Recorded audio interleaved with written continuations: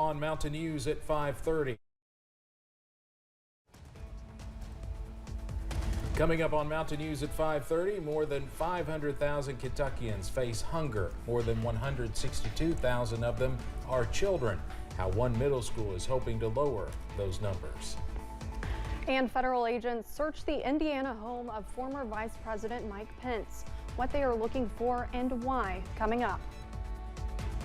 And keeping an eye on the brief appearance of wintry weather as we head into the weekend. We're breaking down all the latest trends coming up as Mountain News at 5:30 starts now.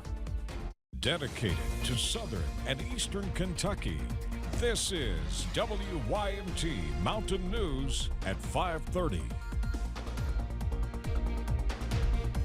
Good evening, I'm Steve Hensley. And I'm Olivia Calfee. The FBI conducted a search of former Vice President Mike Pence's Indiana home on Friday, according to multiple sources. Investigators were looking for any additional classified documents after Pence's lawyer says attorneys discovered a small number there last month. CBS's Willie James Inman is at the White House with the latest. Multiple sources tell CBS News the FBI searched former Vice President Mike Pence's home in Indiana on Friday. Pence advisor Devin O'Malley tells CBS News that the DOJ conducted, quote, a thorough and unrestricted search of 5 hours and removed one document with classified markings and 6 additional pages without such markings that were not discovered in the initial review by the Vice President's counsel. In January, attorneys located what was said to be a small number of classified documents at Pence's home. Shortly before the discovery, Pence had expressed confidence his team had been thorough during the change of administration in 2021. Our staff reviewed all of the materials in our office and in our residence to ensure that there were no classified materials. Meanwhile, CBS News has confirmed that Pence was subpoenaed in recent days as part of the Justice Department's investigations into former President Donald Trump. The DOJ contacted Pence in November to discuss Trump's alleged efforts to overturn the 2020 election, including the January 6th attack on the Capitol. This is obviously a key witness, perhaps the most important witness, because we know that he had many interactions with him leading up to this moment and that there was a lot of conflict. So in that conflict, what was the former president thinking? Special counsel Jack Smith, who is overseeing the Trump investigation, is also looking into the former president's handling of classified documents at his Mar-a-Lago estate. A separate investigation is underway after more than 20 classified documents were retrieved from President Biden's home in Wilmington, Delaware, and a D.C. office he once used. Willie James Inman, CBS News, the White House. The vice president has directed his legal team to continue its cooperation with appropriate authorities and to be fully transparent through the conclusion of this matter. Now, during First at 4, I talked with our White House correspondent John Decker about this and news of another object flying in U.S. airspace being shot down over Alaska this afternoon. You can find that on our website, and of course there will be more later on the CBS Evening News. A bipartisan group of governors are at the White House for an annual winter meeting. All 55 governors from every state and territory are invited.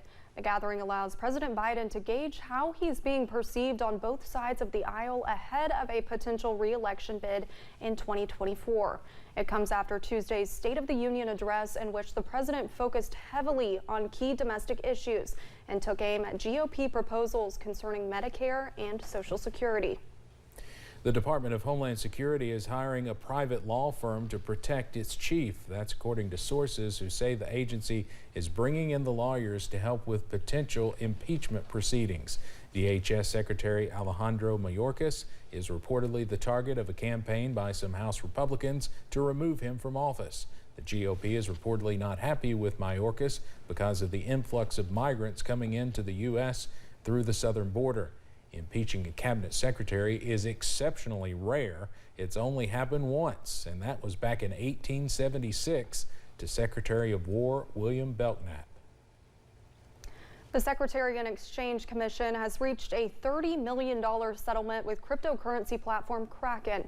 The agreement will force Kraken to unwind a program offering investment returns to U.S. users who committed their digital assets to the company.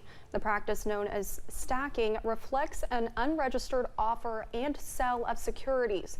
Kraken did not adequately disclose risk of participating in the program, which advertised annual yields as high as 21%.